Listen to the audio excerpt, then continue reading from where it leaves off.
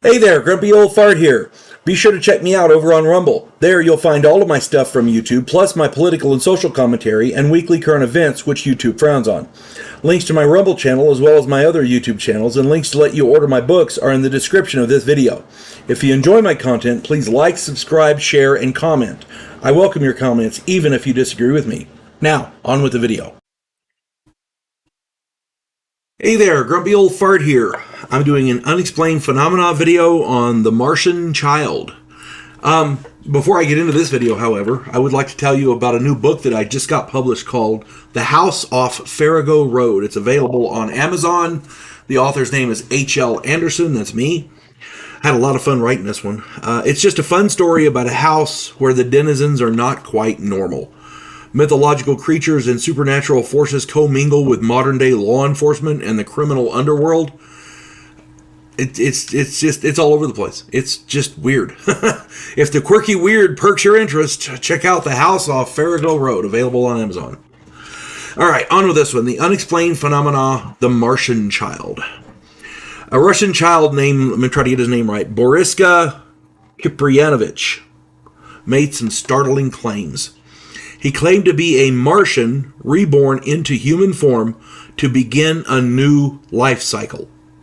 These claims would have been dismissed as a child's fantasy, except that Boriska seemed to know startling facts and astronomical knowledge that an 11-year-old kid could not know. Much of the information he provided is not generally known. Many of his facts are not in school science books and were unavailable to the child. Some have just recently been verified.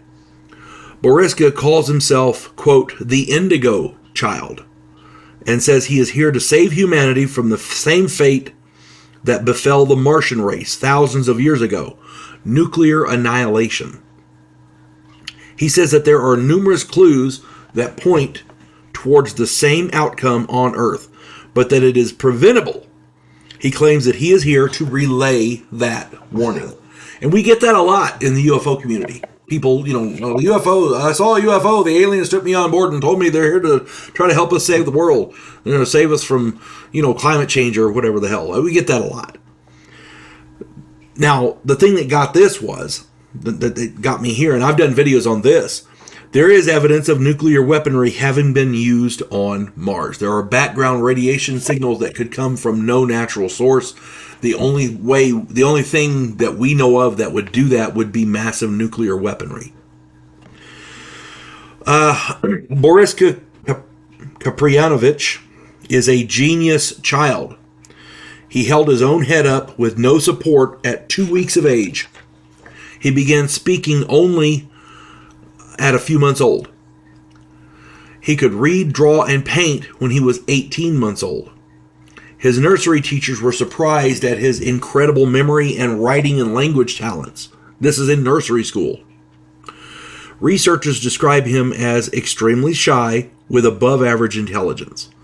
I tend to think those researchers downplayed it a lot. This is the thing, you see this a lot in different fields.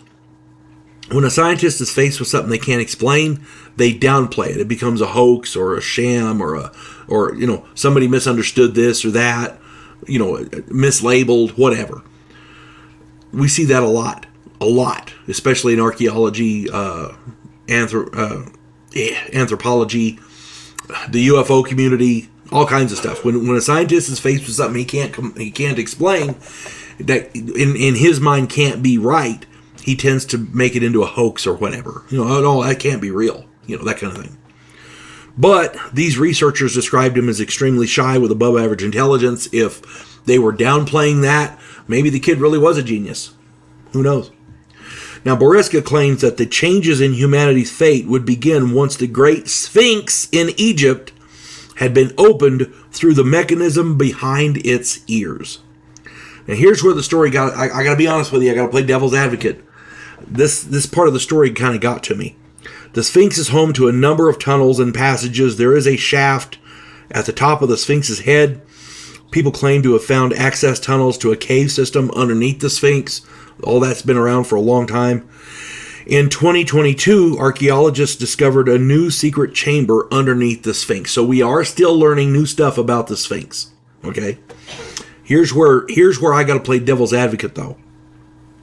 The Sphinx is certainly a marvel of ancient engineering and may yet have many more secrets to offer up, but archaeologists have pored over the Sphinx for over a century. They have examined that thing left, right, up, down, inside out.